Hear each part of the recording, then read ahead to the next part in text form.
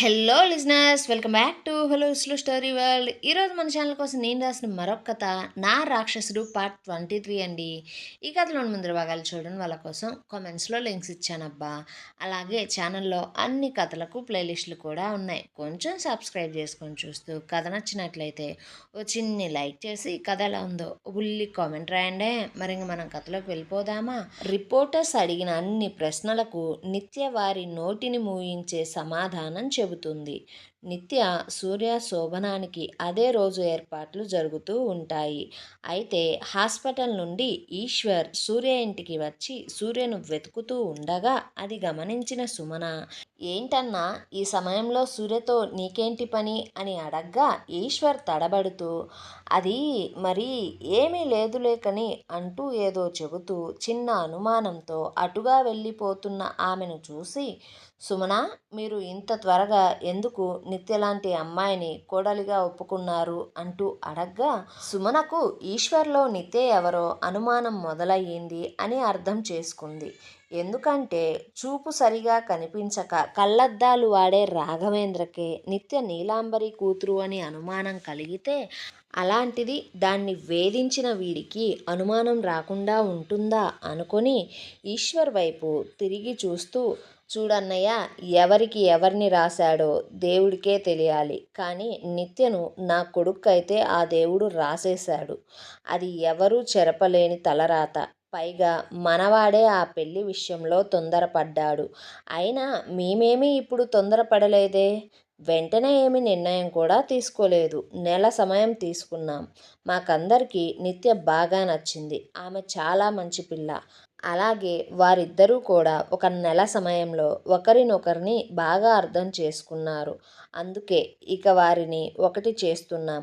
అది కూడా వారిద్దరి ఇష్ట ప్రకారమే. నువ్వు ఇప్పుడు ఈ సమయంలో ఇలా ఎందుకు అడుగుతున్నావో నాకు బాగా తెలుసు. కానీ ఇది అస్సలు మంచి పద్ధతి కాదన్నయ్య. నీ వల్ల జరిగిపోయిన పాపం ఇక చాలు. ఇంకా ఆ పాపాన్ని పెంచుకుంటూ పోకు అంటూ ఉంటే ఈశ్వర్, అంటే ఏంటి నీ మాటలకు అర్థం అనగా, సుమన మాటను మారుస్తూ, అదే అన్నయ్య, నీ కూతురి పిచ్చి ప్రేమ కోసం నా కోడలి గొంతు కోయకు. నేను బ్రతికున్నంత వరకు నీ కూతురు నా ఇంటి కోడలు అవ్వదు. అలాగే నేను నా కొడుకుని కోడల్ని దూరం కానివ్వను అంటూ చెప్పేసి అక్కడ నుండి వెళ్ళిపోయింది. సుమన మాటలలో ఈశ్వర్కి ఒక విషయం బాగా అర్థమైంది. సుమనకు నిత్యకు నీలాంబరికి ఉన్న సంబంధం గురించి, అతని అనుమానం గురించి ఆమెకు ముందే తెలిసిందని. దాంతో అతనిలో కోపం మరింతగా పెరిగిపోతూ ఉంది. ఒకప్పుడు నీలాంబరి మీద తన కామ ఇష్టం వల్ల గాయత్రికి ఇంతకాలం అతను దూరం అయితే, ఇప్పుడు దాని కూతురు వల్ల నా కూతురు దాని బావకు దూరం అయ్యింది. దాని ప్రేమ దాని నుండి నిత్య లాగేసుకుంది. కానీ ఈసారి నా జీవితంలా నా కూతురి జీవితాన్ని నేను కానివ్వను అనుకుంటూ ఉన్నాడు ఈశ్వర్. ఈశ్వర్ సూర్యతో మాట్లాడడానికి వెళ్ళగా అక్కడ రాఘవేంద్ర ఉన్నాడు. ఎంతసేపటికి రాఘవేంద్ర సూర్య దగ్గరి నుండి వెళ్ళడమే లేదు. ఇంకోవైపు గదిలో నిత్యను అందంగా ముస్తాబు చేస్తున్నారు తన స్నేహితులతో పాటు గాయత్రి కూడా.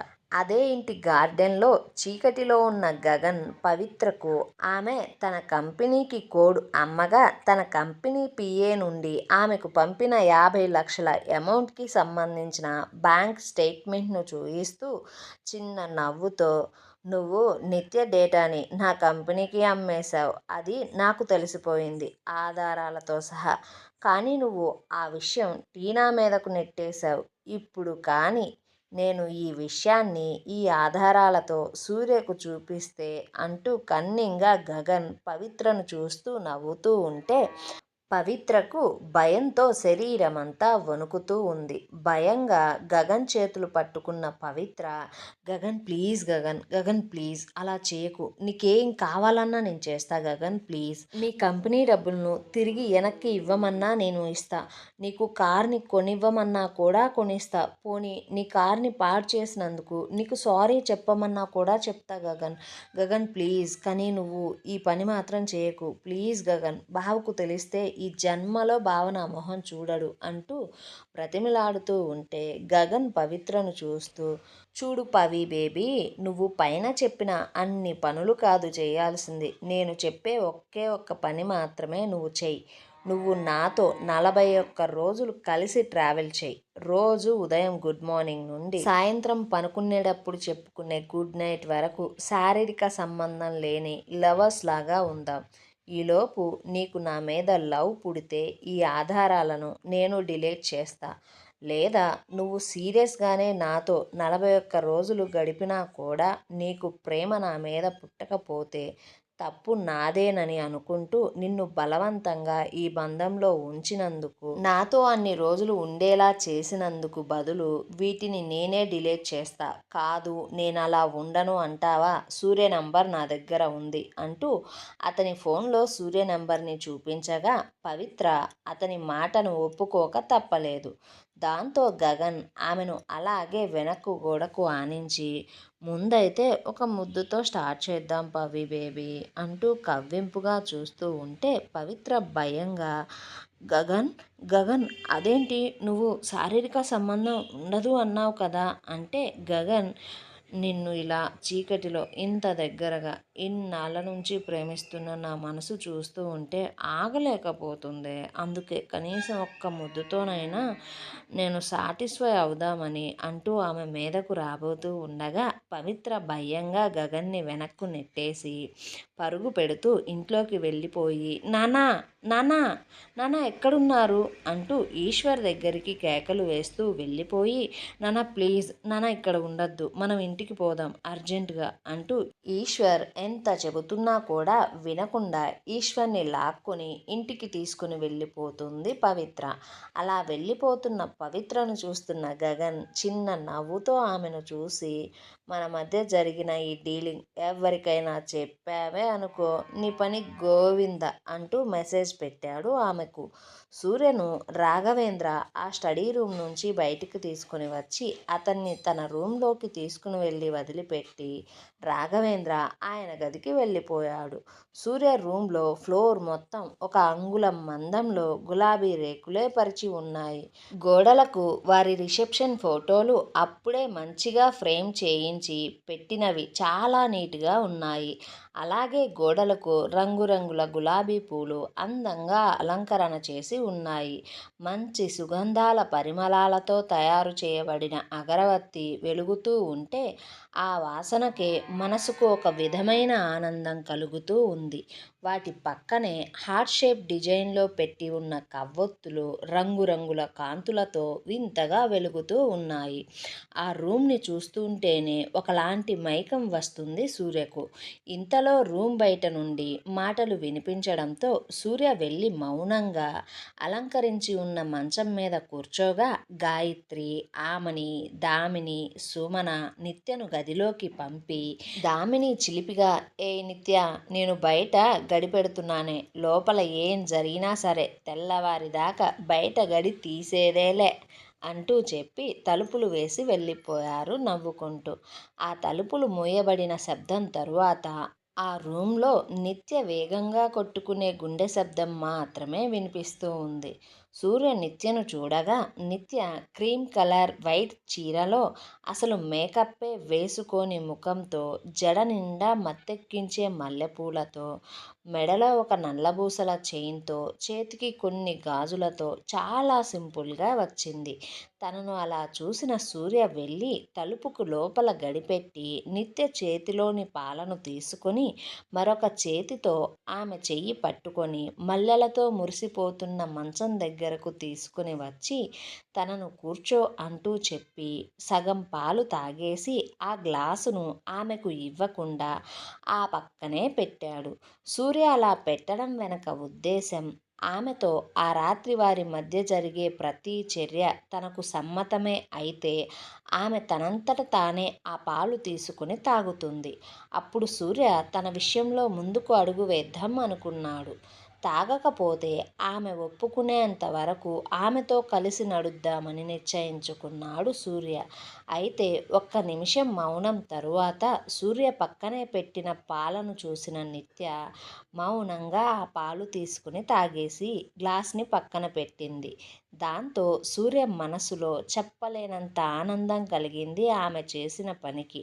ఆమె అలా తాగిన గ్లాస్ పక్కన పెట్టగానే సూర్య ఆమె పక్కనే వెళ్ళి కూర్చొని, నిత్య, ఏంటి, ఎవరైనా ఇలాంటి రోజున చాలా అలంకరణలు చేసుకొని విలువైన ఆభరణాలతో గదిలోకి వస్తారంట కదా, మరి నువ్వు ఏంటి ఇంత సింపుల్గా ఇంత బ్యూటిఫుల్గా వచ్చావు అంటే నిత్య ఇబ్బందిగా కదులుతూ, సూర్య, అది మరి సూర్య, నువ్వు నవ్వనంటేనే చెబుతా అంటే, సూర్య, "ఆ, నవ్వనులే నిత్య, ఏంటో విషయం చెప్పు" అనగా నిత్య సిగ్గుతో తల దించుకొని, సూర్య, దామిని ఆమెని నగలు వేసుకోవద్దన్నారు, నగలు వేసుకుంటే ఇవి తీయడానికి ఇబ్బంది అంటూ, లేక అలాగే ఉంచుకున్నా కూడా ఇబ్బంది అంటూ చెప్పి, అందుకే నన్ను ఇలా అంటూ చెబుతూ సిగ్గుతో ఇక చెప్పలేక మాటలను ఆపేసి మౌనంగా ఉంటే సూర్య కొంటెగా ఆమెనే చూస్తూ,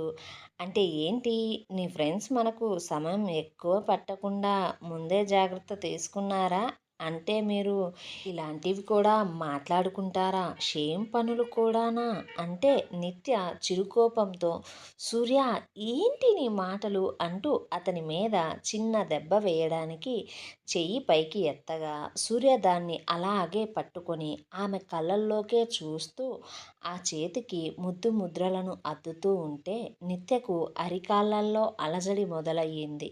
సూర్య అంతటితో ఆగకుండా అలాగే ఆ చేతి మీద ముద్దులను పెట్టుకుంటూ ఆమె మెడ వరకు వెళ్ళగా నిత్య మెడవంపులలో సూర్య మీసాలు గిలిగింతలు పెడుతూ ఉంటే నిత్యకు ఒళ్ళంతా నరాలు జువ్వుమంటున్నాయి. అయినా సరే ఆ సుఖం ఆమెకు నచ్చి సూర్య తల వెంట్రుకలలోకి చేతిని పోనించి అతని తలను ఆమె మెడభాగంలో కొత్త బంగారు లోకం సినిమాలో హీరోయిన్ లాగా హత్తుకొని ఉంచుకుంది. దాంతో సూర్యకు ఆమె చర్య గ్రీన్ సిగ్నల్గా అనిపించింది. అక్కడే ఉన్న ఆమె పైట పిన్నును సుకుమారంగా తీసి ఆమె భుజాల భారాన్ని తగ్గించాడు. అలా ఆమెను అతని వైపుకు తిప్పుకొని అతని చేతి వేలితో ఆమె నుదిటి నుంచి ప్రయాణాన్ని మొదలుపెట్టి ఆమె కన్ను, ముక్కు, పెదవుల మీదుగా కంఠం వరకు సాగిన ప్రయాణాన్ని అలా ఇంకొంచెం ముందుకు పోనిస్తూ ఉంటే హఠాత్తుగా సూర్య చేతిని నిత్య బంధించేసి అతని కళ్ళల్లోకే చూడగా సూర్య మరొక చేతితో నిత్య మెడ వెనక భాగాన్ని పట్టుకొని ఆమె ముఖాన్ని అతనికి దగ్గరగా తెచ్చుకొని 2 సెకండ్ల పాటు ఇరువురి కంటి చూపు కలిసిన తరువాత ఆమె పెదవుల మీద సూర్య చూపు పడగానే ఆత్రంగా వాటిని అందుకుని పెదవులలోని మధురిమలను రుచి చూస్తూ మరొక చేతితో అంతకు ముందు ఆగిన ప్రయాణాన్ని మొదలుపెట్టి ఆమె శరీరంలోని అణువును శోధిస్తూ ఉంటే నిత్యకు అతని ముద్దుకు, చేతుల తాకిడికి శరీరమే వశం తప్పుతూ ఉంది. ఆమె కూడా ఇక సూర్య చుట్టూ ఒక చేతిని వేసి మరొక చేతిని అతని జుట్టులోకి పోనించి ఆ ముద్దును ఇంకొంచెం మధురంగా ముందుకు తీసుకుని పోతూ ఉంటే సూర్య ఆమెను అలాగే వెనక్కు చిన్నగా వాల్చి వారి ఇరువురి పెదవుల పయనం 5 నిమిషాల తరువాత విడిపడగా సూర్య ఆమె పైటను పక్కకు తొలగించి ఆమె శరీర పరువాలను ఆమె మేని ఛాయకు మంత్రముగ్ధుడై ఆమె నుండి వస్తున్న పరిమళానికి వశం తప్పుతూ ఉంటే ఆమె సిగ్గుతో తన శరీరాన్ని చేతులతో కప్పుకుంటూ ఉంటే సూర్య ఆ రూమ్ లైట్ని బంద్ చేసి కవ్వొత్తుల వెలుతురులో నిత్య సమీపానికి చేరుకొని ఆమెను ఆత్రంగా ఆక్రమిస్తూ ఆమె శరీరంలో అణువును ముద్దాడుతూ ఆమె నాభిని తీయగా ముద్దాడి చిన్న పంటి గుర్తులు బహుమతిగా ఇస్తుంటే నిత్య నుండి వస్తున్న నొప్పి తాలూకు స్వరంతో అతని అహాన్ని మరింతగా రెచ్చగొట్టినట్లు అయ్యి వారి మధ్య గాలికి కూడా చోటు లేనంత దగ్గరితనాన్ని సూర్య తీసుకుని వస్తూ అడ్డుగా ఉండే సిగ్గును దూరం చేసుకుంటూ, వలువల భారం తొలగించుకొని ఆ కవ్వొత్తుల వెలుతురులో ఒకరి సంతోషాన్ని మరొకరు చూసుకుంటూ ఒకరికి ఒకరు చేరువవుతూ ఒకరిలో ఒకరు ఒదిగిపోతూ గెలుపు తప్ప ఓటమి లేని ప్రేమ ఆటలు ఆడి ఆ ఆటలలో ఇద్దరూ గెలిచి ఆదమరచి అలాగే ఒకరిలో ఒకరు ఒదిగిపోయిన క్షణాలలో సూర్య నిత్యను చూస్తూ, నిత్య ఏం జరిగినా సరే నేను నిన్ను నా నుండి దూరం కానివ్వను అంటే నిత్య సూర్య గుండెలలో ఒదిగిపోయి ఆ మాటకు సమాధానంలా అతని గుండెకు చిట్టి ముద్దు పెట్టుకుంటే సూర్య మళ్ళీ వారిద్దరి మీద దుప్పటిని కప్పేశాడు. అలా ఆ కవ్వొత్తుల వెలుతురులో ఆ రూమ్లో కనికట్టు జరుగుతూ ఉంటే కారులో ఉన్న వైభవ్ తన అమ్మ మాటలను విని ఒక్కసారిగా కార్ను సడన్గా ఆపేయగానే వైభవ్ తండ్రి జయంత్, ఎరా ఏంటి మీ అమ్మ అన్న దాంట్లో తప్పేమీ లేదుగా, ఎందుకంత షాక్ అవుతూ కార్ని ఇంత సడన్గా ఆపేశావు అంటే వైభవ్ తన తల్లి జలజ వైపు చూస్తూ, అమ్మా అది మరి నువ్వు అనుకున్నట్లు అంటూ ఏదో సంజాయిషీ చెబుతూ ఉంటే జలజ, చూడు వైభవ్, నాకు నువ్వేంటో బాగా తెలుసు, అలాగే నిత్య ఏంటో కూడా బాగా తెలుసు. నిత్య చాలా తెలివైంది కాబట్టే నీ ప్లాన్ పారనియ్యలేదు. అదే ఇంకొకరో అయితే ఇప్పటికీ సోషల్ మీడియాలో మీ ఇద్దరి పేర్లు మారు మోగిపోతూ ఉంటాయి. అయినా తప్పు నీదే వైభవ్. ఆ పిల్ల నీ దగ్గర ఉన్నప్పుడు తనను నువ్వు కోరుకోలేదు. కానీ ఆమె మరో ఇంటికి దీపంగా వెళ్ళిపోయిన తరువాత ఇప్పుడు నువ్వు ఆమెను కోరుకుంటూ తన జీవితంలో సుడిగుండంలా తయారవ్వకూడదు. నిత్య అంటే నీకు ఇష్టమే, కానీ ఇప్పుడు ఆమె మరొకరికి భార్య కాబట్టే చెబుతున్నా. ఇప్పటికీ మరెప్పటికీ కూడా నిత్య నా ఇంటికి కోడలిగా అవ్వలేదు, నేను అవ్వనివ్వను కూడా. అలాగే ఆ పిల్ల ఇందాక నీ గురించి తెలుసో తెలియకో నీ ఉద్దేశం తెలియక నిన్ను తన ఇంటి సభ్యుడిగా పోల్చింది అంటే తను మమ్మల్ని అమ్మా నాన్నలలా ఫీల్ అవుతుంది. కాబట్టి నీ అభిప్రాయాన్ని నువ్వు మార్చుకో అంటూ చెప్పింది. దాంతో వైభవ్ తలదించుకొని, సారీ అమ్మా, నేనింకా ఎప్పుడూ తనను అలా తప్పుడు దృష్టితో చూడను అని తల్లికి చెప్పాడు. కానీ అతని బుర్రలో మరొక ఆలోచన తిరుగుతూ ఉంది. ఇప్పటిదాకా తన ఆలోచన దారి నుంచి పక్కకు వచ్చి పూర్తిగా మరో విధానంలో ఆలోచించాలని డిసైడ్ అయ్యాడు వైభవ్. మరోవైపు 7 గంటలకు నిద్రలేచి ఫ్రెష్ అవ్వడానికి వెళ్ళిన సూర్య అతని శరీరంపై ఉన్న చిన్న చిన్న గాయాలను, గోటి గీతలను, గుర్తులను చూస్తూ ఉంటే అతనికి రాత్రి జరిగిన సంఘటనంతా గుర్తుకు వచ్చి పెదవుల మీద చిరునవ్వు విరిసింది. మరోవైపు అదే ఇంట్లో మరొక చోట మౌనంగా కన్నీరు కారిపోతూ ఉంది. మరోవైపు ఈశ్వర్కి హాస్పిటల్ నుంచి ఫోన్ వచ్చింది. సార్, మీరు వస్తాయి అన్న శాంపిల్స్ కూడా మాకు అందాయండి. మరో 2-3 రోజుల్లో DNA రిజల్ట్స్ మీ ముందు ఉంటుంది అంటూ చెప్పారు. ఇంకోవైపు పురుషోత్తం వైభవ్ ఫోన్ చేశాడని అతని ఆఫీస్కి బయలుదేరతాడు. ఏమండోయ్, ఈశ్వర్ పంపించిన రెండో శాంపిల్స్ ఎవరి అంటారబ్బా? వైభవ్ ఏ దారిని ఎంచుకొని సూర్య నుంచి నిత్యను విడదీయాలని చూస్తున్నాడు? అసలు ఇప్పుడు పురుషోత్తంని ఎందుకని ఆఫీస్కి పిలిచినట్లు? సూర్య ఇంట్లో మౌనంగా కన్నీరు కారుస్తుంది ఎవరు? అసలు నిత్యకు అసలైన నిజం ఎప్పుడు తెలుస్తుంది? ఇలాంటి ప్రశ్నలన్నిటికీ సమాధానం కావాలంటే మన ఛానల్ని సబ్స్క్రైబ్ చేయండి, ఈ వీడియోని లైక్ చేయండి. కథనం ఎలా ఉందో బుల్లి కామెంట్ చేసి చెప్పండి అబ్బా.